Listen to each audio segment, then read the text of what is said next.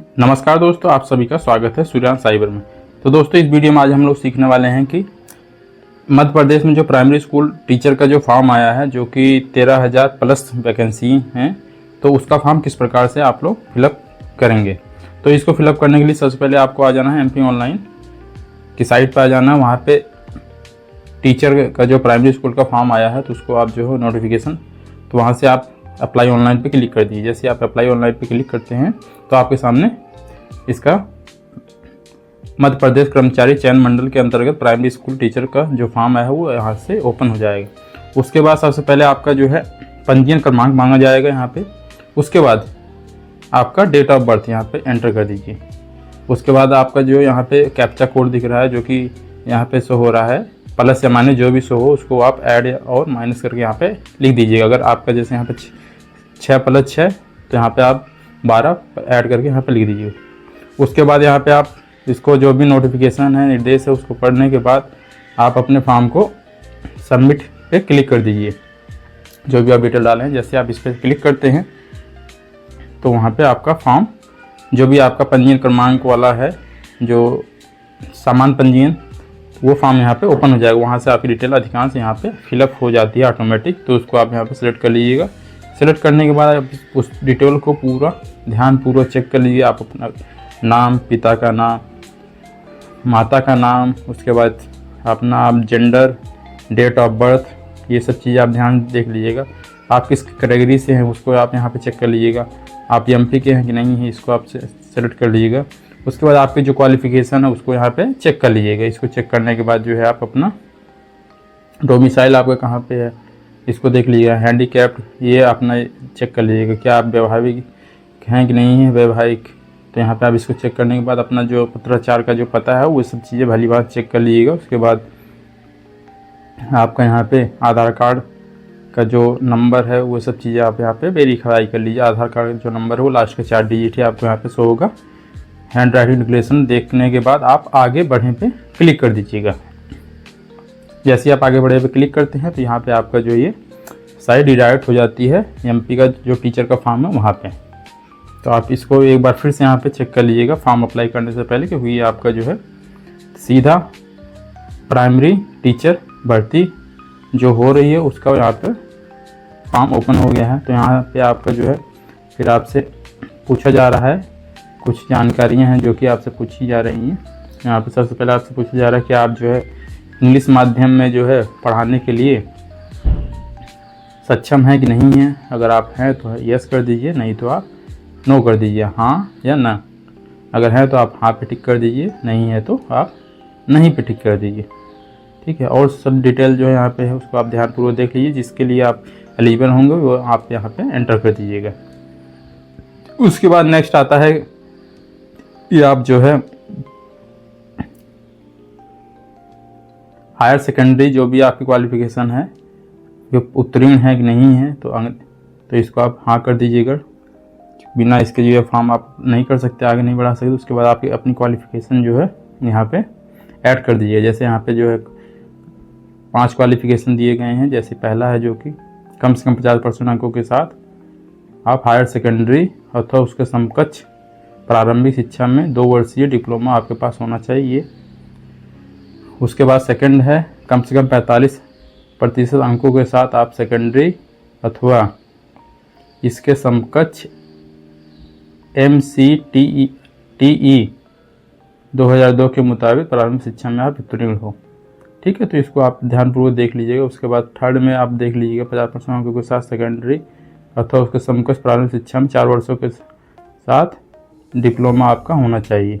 ठीक है। स्नातक उपाधि जो है इंटीग्रेटेड BLEd, इसको आप देख लीजिए। उसके बाद स्नातक उपाधि तथा प्रारंभिक शिक्षा के साथ 2 वर्षीय डिप्लोमा अथवा इसके समकक्ष। जैसे अगर आप UP के हैं, अगर आप BTC किए हुए हैं, तो BTC जो भी होता है कोर्स वो आपका स्नातक के बाद ही होता है। तो स्नातक होना चाहिए आपका, उसमें 50% अंक होने चाहिए स्नातक में। साथ ही साथ आपका 2 वर्ष का डिप्लोमा होना चाहिए, जिसको आप BTC बोलते हैं प्रारंभिक शिक्षा में। ठीक है। तो आप यहाँ पे अगर वो किए हुए हैं तो आप इसको ऑप्शन को यहाँ पे सेलेक्ट कर लीजिएगा। उसके बाद आप अपने हिसाब से अपनी एलिजिबिलिटी के अकॉर्डिंग जो है चेक करके उसके बाद ही यहाँ पे अप्लाई कीजिएगा। ये जो वीडियो हमारे द्वारा बनाया जाता है ये सैंपल के तौर पर बनाया जाता है, जिससे कि आपको थोड़ा बहुत मार्गदर्शन हो जाए। फिर भी आप जो है नियम पुस्तिका पढ़ लीजिएगा और आश्वस्त हो जाए, उसके बाद ही फॉर्म यहाँ पे आप अप्लाई कीजिएगा। तो 5th जो है इसमें आपको प्रारंभिक शिक्षा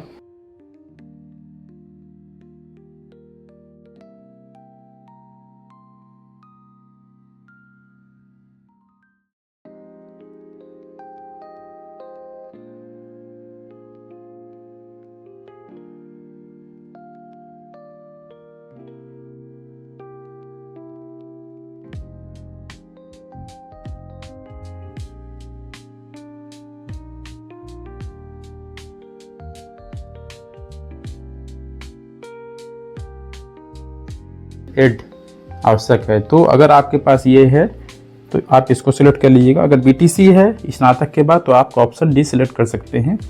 ठीक है, जैसे आप इसका ये क्वालिफिकेशन आप सिलेक्ट कर लेते हैं, उसके बाद आप नीचे आइएगा, नेक्स्ट कीजिएगा। उसके बाद देखिए यहाँ पे नीचे आपको नोटिफिकेशन दिया गया है हैशटैग करके कि आप जो है नियम पुस्तिका में उल्लिखित विभागवार एवं पदवार नियमानुसार न्यूनतम शैक्षिक अर्हता धारित करते हैं या नहीं करते हैं, इसके लिए आपको यहाँ पे टिक करना है। तो आपका जैसे देखते हैं वहाँ पे आपका नीचे देखिए, जैसे आप उसको अपनी क्वालिफिकेशन ऐड करने के बाद उस पर क्लिक करते हैं तो यहाँ पे आपका ये ओपन हो जाता है कि आप किस पोस्ट के लिए यहाँ पे एलिजिबल हैं। तो यहाँ पे जैसे आप इसको सेलेक्ट करके यहाँ पे देखते हैं तो प्रारंभिक शिक्षक चयन परीक्षा 2025 के लिए जितने भी आपके यहाँ पे पदों की प्राथमिकताएं हैं यहाँ पे आपके सामने ओपन हो जाती हैं। तो इसका चयन आप अपने जो है प्रेफरेंस के हिसाब से कर लीजिएगा। आपको पहला जो पोस्ट चाहिए वो कौन सा रखना है, तो यहाँ पे आप अगर ये चाहिए तो हाँ पे कर दीजिएगा, उसके बाद यहाँ पे टिक कर दीजिएगा तो ये पहले पे आ जाएगा। उसके बाद जैसे सेकंड में आपको थर्ड वाला चाहिए तो आप हाँ करके उसके बाद इस पर चेक बॉक्स पे टिक कीजिएगा तो इस पर आ जाएगा। उसके बाद जो सेकंड बचा है उसको भी आप इसी प्रकार से अपने ऑर्डर में सेलेक्ट कर लीजिएगा। जिस ऑर्डर के हिसाब से आपको यहाँ पे इसको वैकेंसी का प्रेफरेंस रखना है उस हिसाब से आप यहाँ पे सेलेक्ट करने के बाद उसको आप नीचे स्क्रॉल करके आ जाइएगा।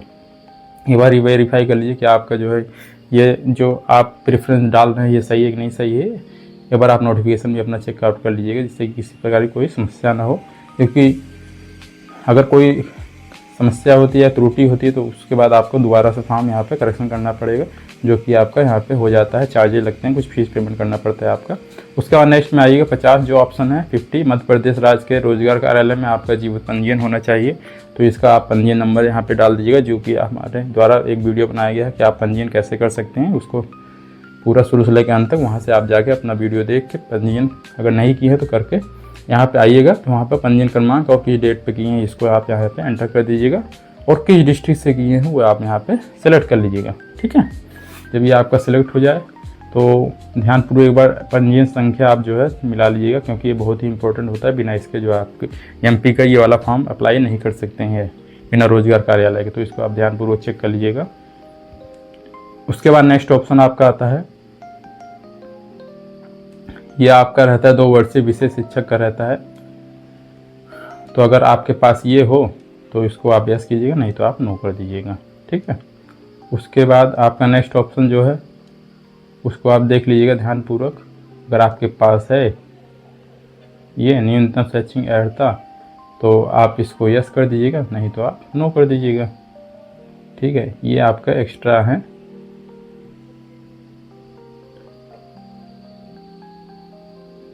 इसमें बताया जा रहा है कि आप न्यूनतम शैक्षिक अर्हता रखते हैं कि नहीं रखते हैं। बिल्कुल रखते हैं, बिना इसके आप अप्लाई नहीं कर सकते हैं।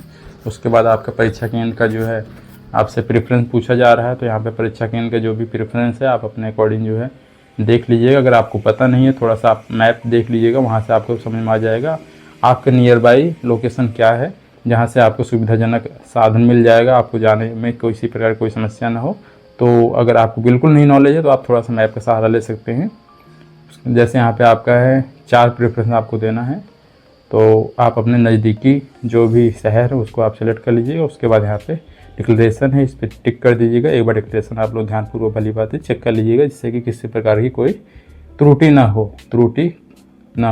क्योंकि एक बार त्रुटि होती है फिर जो है आपको दोबारा से फॉर्म को करेक्ट करना पड़ेगा, उसमें आपका जो है फीस भी कुछ पेमेंट करना पड़ेगा। तो उससे बचने के लिए आप लोग ध्यानपूर्वक अपने फॉर्म को रीवेरीफाई करते हुए चलिएगा। भले 2-4 मिनट एक्स्ट्रा लगे, लेकिन आप लोग इसको ध्यान से देख लीजिएगा।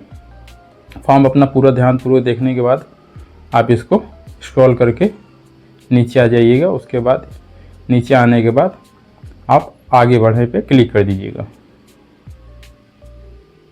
एक बार इसको आप ध्यानपूर्वक वेरीफाई कर लीजिए पूरी डिटेल।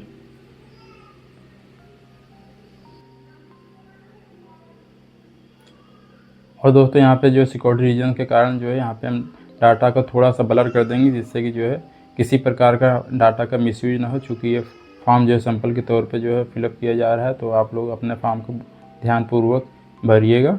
तो हमारे डाटा से इसका कोई लेन देन नहीं है, तो आप लोग इसको ध्यानपूर्वक अपने डाटा को चेक करके ही यहाँ पे फिलअप कीजिएगा।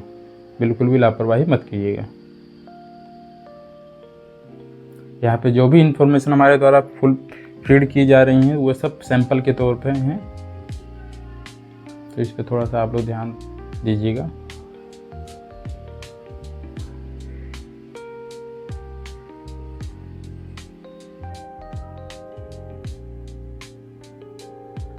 तो जैसे आप लोग अपना फॉर्म चेक कर लेते हैं, उसके बाद आगे बढ़े पे क्लिक कर दीजिए। जैसे आप क्लिक करते हैं तो आपके फॉर्म का जो पूरा प्रीव्यू है यहाँ पे शो हो जाता है। क्योंकि अभी पेमेंट नहीं हुआ है, इसलिए आपके फॉर्म पे ये शो होगा कि अभी भुगतान नहीं हुआ है। ये एमपी के फॉर्म पे शो होता है कि, और अच्छी बात भी है।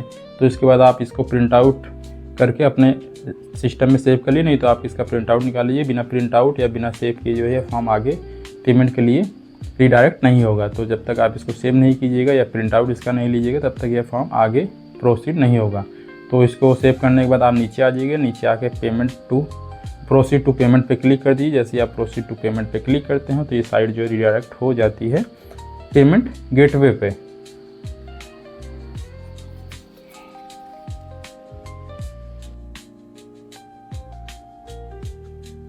तो यहाँ पे जैसे आपका पेमेंट गेटवे ओपन हो जाता है, यहाँ पे आपका net banking, debit card, credit card, UPI, तो कई प्रकार के यहाँ ऑप्शन आपको शो होते हैं। यहाँ पे देखिए पेटीएम के ऑप्शन पे आपका नील दिखा रहा है, इसका मतलब यहाँ पे कोई एक्स्ट्रा चार्ज नहीं लगेगा। जो 560 रुपये हैं उसके अलावा कोई चार्ज नहीं लगेगा। जैसे आप यूपीआई पेमेंट पे पेटीएम पे क्लिक करते हैं तो यहाँ पे आपका QR कोड शो हो जाता है। तो यहाँ पे आप अपने किसी भी फ़ोन पे, गूगल पे, पेटीएम, किसी भी ऐप से आप ये QR कोड स्कैन कर लीजिए। स्कैन करके पेमेंट कर, जैसे आप पेमेंट कर देते हैं तो ये साइट जो है रिडायरेक्ट हो जाती है आपका जो है MP ऑनलाइन पोर्टल पे।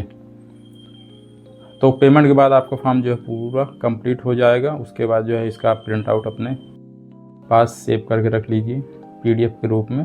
और आपका फॉर्म इस प्रकार से पूरा यहाँ पे शुरू से लेकर अंत तक पूरा प्रोसेस कंप्लीट हो गया है। इसके बाद यहाँ पे इसका कोई भी प्रोसेस बचा हुआ नहीं है। तो दोस्तों आपको यहाँ पे शो हो जा रहा है कि यहाँ पे भुगतान हो गया है। यहाँ पे देखिए नीचे ऑप्शन आ जा रहा है, यहाँ पे आप इसको प्रिंट करके रख सकते हैं। नहीं तो कंटिन्यू जैसे ही कीजिएगा तो ये आपकी साइट जो रिडायरेक्ट हो जाएगी होम पेज पे, जहाँ से आप इसको अप्लाई किए हैं। तो दोस्तों आपको यह वीडियो कैसा लगा? वीडियो अच्छा लगा तो वीडियो को लाइक करें, शेयर करें, साथ ही साथ चैनल को सब्सक्राइब करना ना भूलें, जिससे किसी प्रकार की वीडियो आपको निरंतर मिलते रहें। Thank you for watching this video.